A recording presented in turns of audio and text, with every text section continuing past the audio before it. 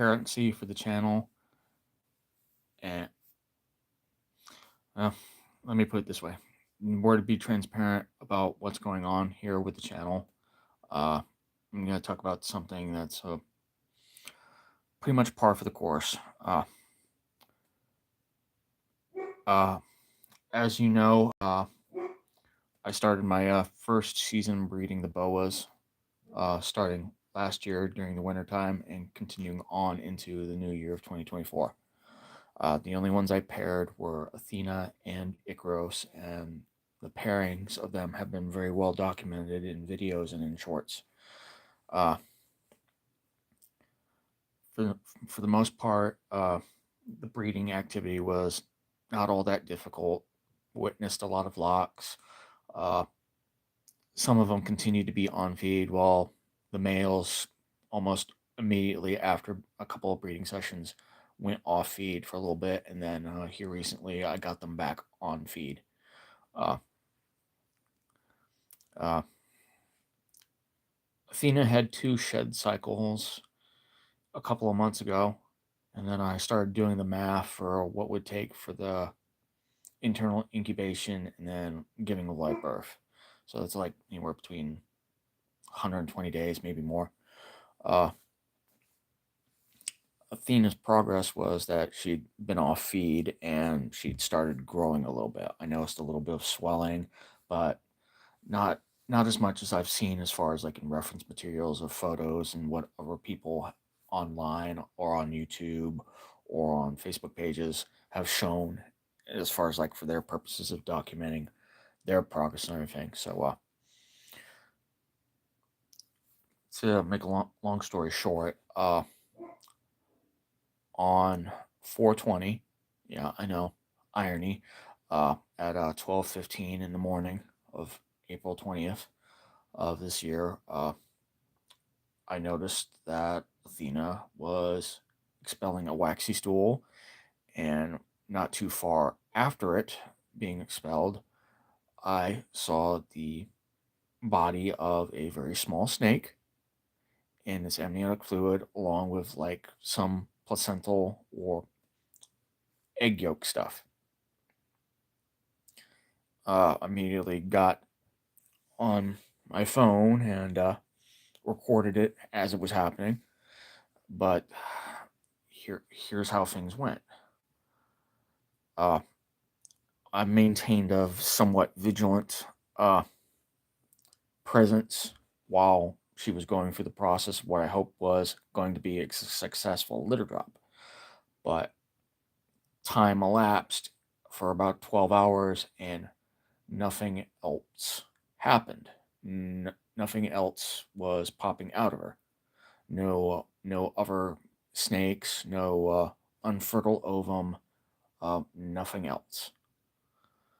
Uh, I was able to retrieve the little snake that had popped out and noticed that it had some life signs to it, but it could not get out of its amniotic sac on its own. And I think I may have gotten it too late because with Athena moving around in her enclosure and all that stuff, she might have had some of her body weight on top of it. So she might have accidentally, out of instinct or just through going through the whole labor stuff, she might have accidentally killed it by crushing it.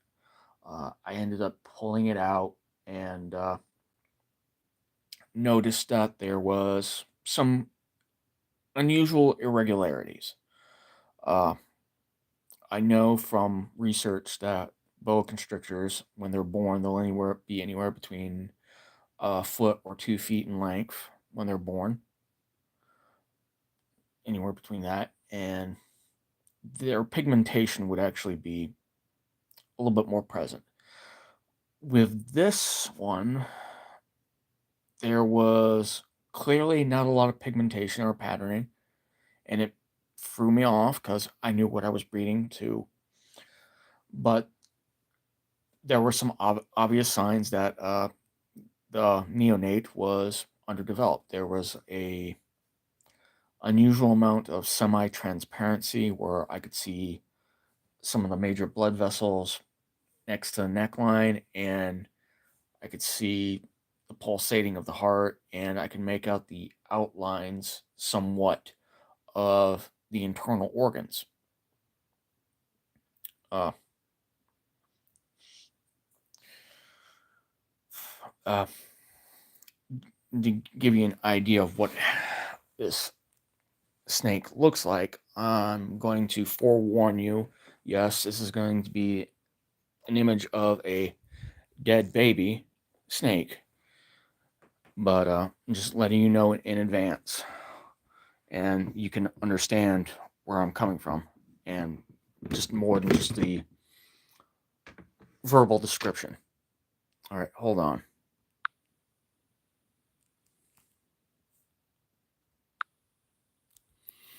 All right, I'm gonna try to get this into the light somewhat. Okay. As you can see, this is the neonate in question. It's a little deflated, and whew,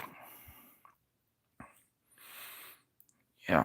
But as you can see, the unusual pigmentation is underdeveloped, but I can clearly see that along the tail section here that the ladder tail patterning is present, and the other patterns like the saddles and the other markings on the dorsal kind of threw me off, not to mention everything else. Down here, I guess that was some of the sex organs were exposed as well, but can't really tell if it was a male or a female because obviously the size being so small. But other than that, yeah. Hold on one moment. I'm gonna take this away.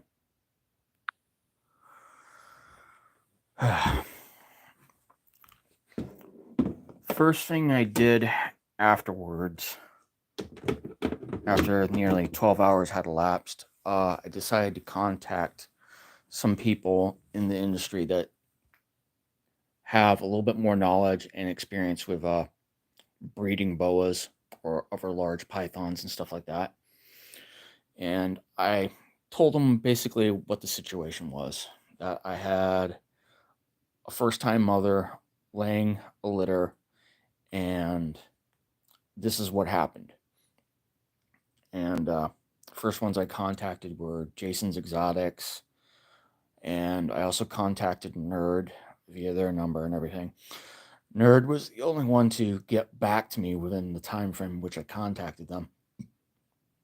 And they told me flat out in the most kindest way possible, it was like, yeah, this can happen with first time attempts with breeding virgin snakes. And sometimes you might get underdeveloped snakes being born and having premature births. Uh, I already told them that. I already knew that from a certain standpoint that breeding boas is pretty much hit or miss. There's no actual guarantee, especially in captivity, that you would be successful with breeding them. And damned if I was to find out how right those expectations are. I mean, some people do have better luck, they have better equipment, maybe even better husbandry, whatever have you, or they just have better chances. But one thing I have learned so far is that despite even my own best husbandry, these things can still happen. I mean, I've had things happen in the past year or so that have taught me more through failure, either through equipment screwing up and malfunctioning and causing me to lose snakes, or having something be born and then thrive only to later on die because of something that I might not have been able to anticipate or be able to see. And if I hadn't had any mistakes early on, I would never have anything to teach me. I would end up being deluded by my success because failure often teaches you more than what success will ever offer you. And I don't ever want to be deluded by having too many highs and not enough lows in my life. Because let's face it, I deal with a lot of things. I deal with depression, I deal with anxiety, I deal with complex combat related PTSD, and I am just another guy in this world that's trying to make his mark in something while at the same time taking care of a wife, taking care of a kid, and I'm just trying to do my best. Uh, right now, the female, Athena, is being very active. She's drinking her water, and otherwise, she seems all right because I was worried when I started breeding boas. Not only did I have to worry about the success of breeding, I also had to worry about the health of the animals as far as like being careful with the males, not breeding themselves to death and going off feed in the process. And I also had to worry about breeding a female and also possibly her expiring because of the taxing nature that it is giving live birth for them as viviparous snakes. But here I am, I still have them. They're eating, they're drinking water, they're being active. I'm cleaning up after them whenever they poo and pee, and I'm cleaning out their enclosures with new substrate, adding new material, adding new equipment. Uh, I've recently added in radiant heat panels for Musashi and Athena's enclosures. The next ones up are going to be Icaros's enclosure and Tamamo's, but I have to wait until I get another VE 300 X2 series thermostat because that is what I'm using to control the current radiant heat panels that are now installed because they have the proportional pulse heating, which is economically a little bit more safe on the electric bill as opposed to running it on a regular heat mode. But as you can see, I'm not lying. Here she is.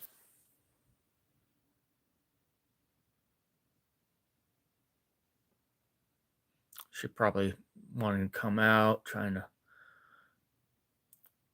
I know she's rubbing her face on the glass and everything, but she's probably wondering when I'm gonna feed her. I gotta take out some frozen rats here this evening and get them ready for both. Well, not just her, but for Icaros, Musashi, and Tamamo. But other than that,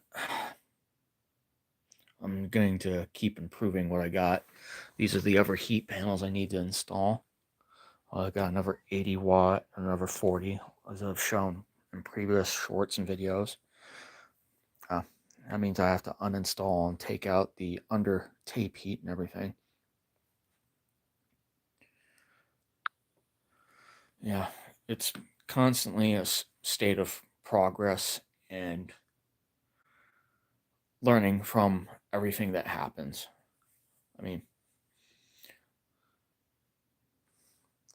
I know I'm just one person, and sometimes I seem like I rely too much on other people's knowledge and other people's opinions sometimes even just my own. But I am open to learning and the experiences from other people. And believe it or not, I do appreciate some of the advice that I've been given so far. Uh, as I was saying, I've been talking to some other people that have been keeping snakes a little bit longer and have been a little bit more successful. I was talking to Ben Cincy Snakes, who's been adamant on breeding his ball pythons, but he's steered clear from doing so with his boas just yet. I don't think he actually will, but he does have some knowledge and he does have some connections with people that have a lot of experience with boas. And we've been going back and forth, update me updating him on some of the things that I've been going through with my attempt at breeding boas and also with breeding ball pythons. We compare notes, and successes, failures, and stuff like that. And it's actually kind of cool that there's a guy that every now and then, who, like me as a vet, that is interested in something like that, in snakes and stuff like that, and keeping them, maybe even breeding them, that we can communicate on a semi-professional, semi-friendly basis. Whereas me trying to contact other people, it's kind of like hit or miss. Sometimes I'll get a response. Sometimes I just won't get anything. But I try to seek out the opinions or knowledge of people that work with these kind of animals because, like I said, I'm still new, and I reach out to those people, pick their brains a little bit, get their opinions on things, and more often than not, they're more than willing to help. At least guide me through certain things. But just like I said, being honest and transparent. Uh,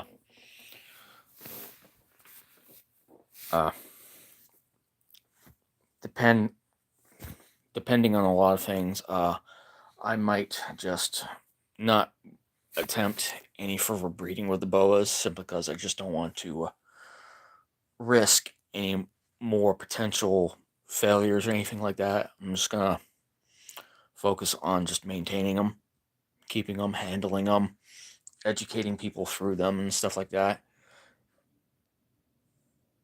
And same thing's probably gonna apply to the ball pythons as far as breeding them goes. And I've said in previous that depending on how the season changes this year, whether it's going to be late or nothing's going to prove out, I might just hold off on doing the breeding because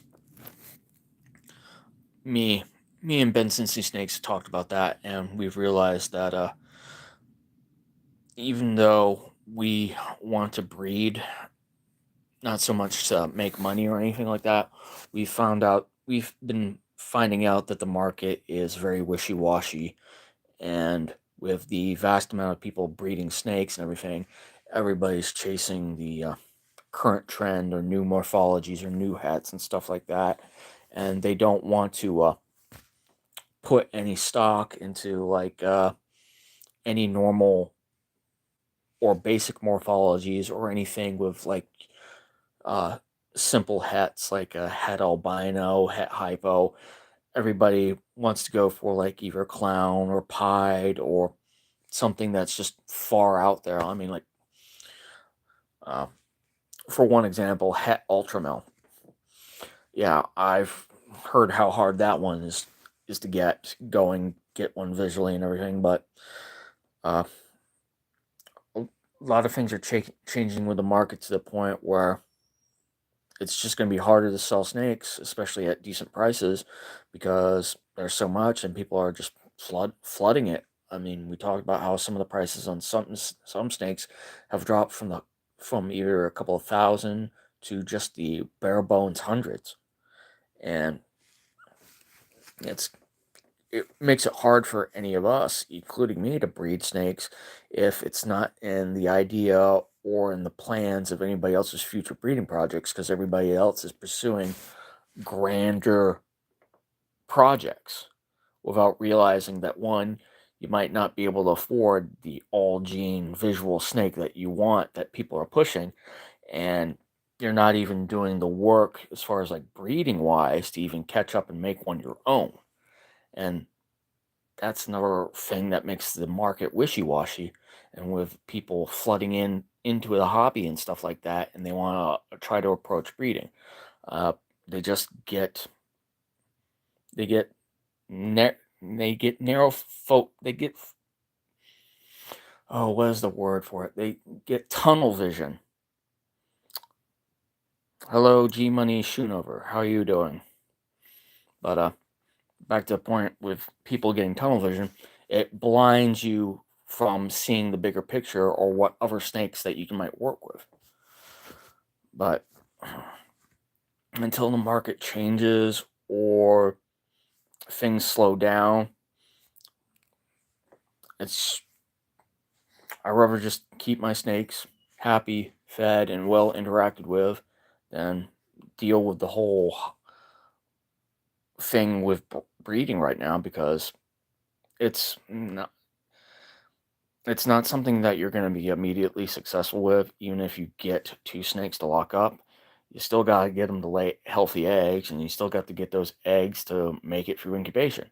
And then you got to get those eggs when they hatch to shed and then eat. Oh, you just got your first ball python. Do you mind me asking, like, what morphology you got, whether it's male or female, or if it's het for anything?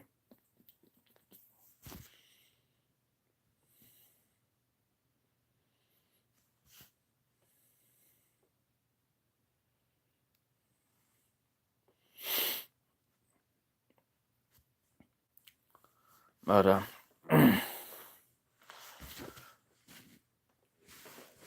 uh, keep making updates as far as like how Athena is doing and stuff like that, because I know this has probably been a weird experience for her, being going through the process and failing and all that stuff. So I'm going to keep an eye on her just to make sure that there's no other problems. I'm probably going to feed her a couple of small meals with time in between. That way she can properly digest and properly pass them through her gastro tract. But I just want to make sure that she is okay. But I do want to touch up on some other things. Not many other people have made notice of this one thing that actually affects the reptile and the snake industry the most. But I'm going to touch point on the feeder industry, the people that help make mice and rats and maybe other kinds of meat feeder rodents that our snakes eat. Uh, with everybody getting into the snake boom as quickly as they did, the feeder market has been struggling to maintain pace. Uh, how does this affect us? It means that whenever we go to our local pet shops or to some of our local conventions where people are selling snakes and other reptiles that eat other animals, uh, they are having trouble meeting up production value as far as like making the amounts of rats or mice that we need in order to feed our snakes. Uh, right now, a couple of my local pet stores I can go to within the Hampton Roads area are having trouble getting quota for feeders, not only to feed their snakes for their breeding projects, but also to sell to other people that need live or frozen thawed foods. Uh, right now, because of that situation that my local pet stores are having, I've resulted to breeding and maintaining my own feeders with rats that I've had for now a couple of months. I've had a little bit of success and a little bit of failure on getting them to breed. I've had 4 or 5 litters so far, and only half of which have survived.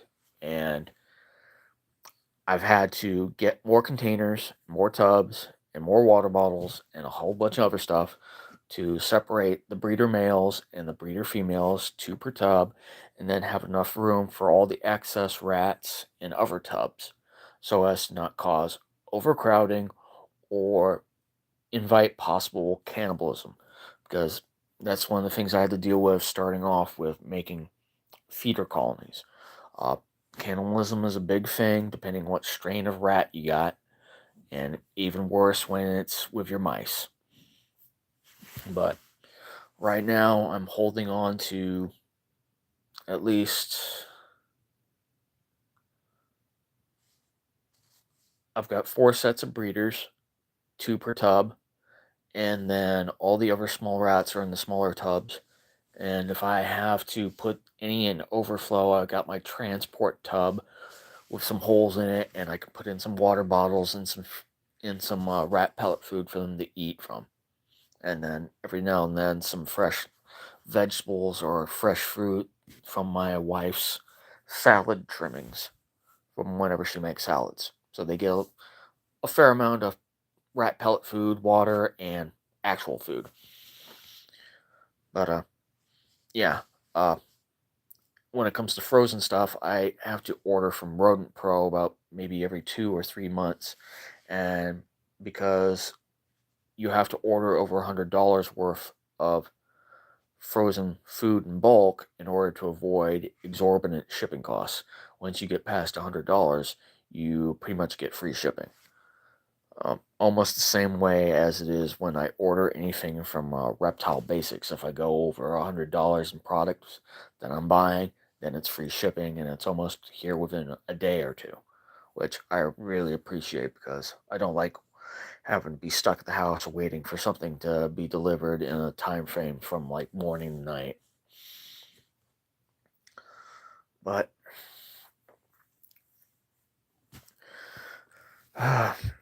that's the way it kind of is right now. I mean, I'm having to make do, making my own feeders, maintaining them, and making sure the quality of my snakes is constantly improving upon.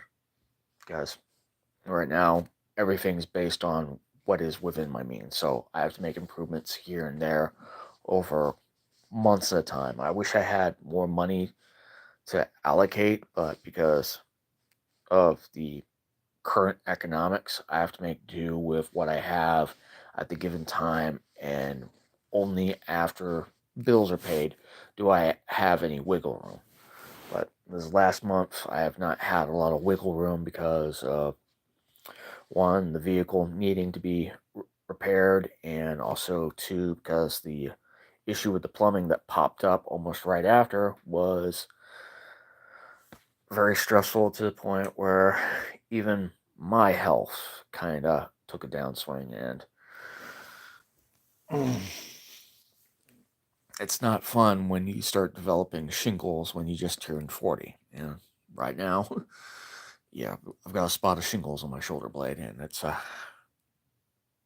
mild, but it's not freaking painful anymore because of calamine lotion and some treatment, and lots and lots of lidocaine patches. But mm,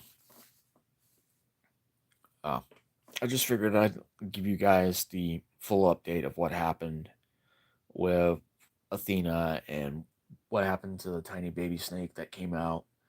Uh, I'll probably do more updates later on in the week or in the month just to make sure that she's doing okay. Uh, Other than that, I appreciate you guys giving me the time and space to talk about this real quick. And that way, I'm not being false or putting on a brave face or anything, considering a lot of things that have happened last year. So, this is Robert from Meis Morphs signing off. Thanks for tuning in, asking questions, and supporting the channel. So, have a good night.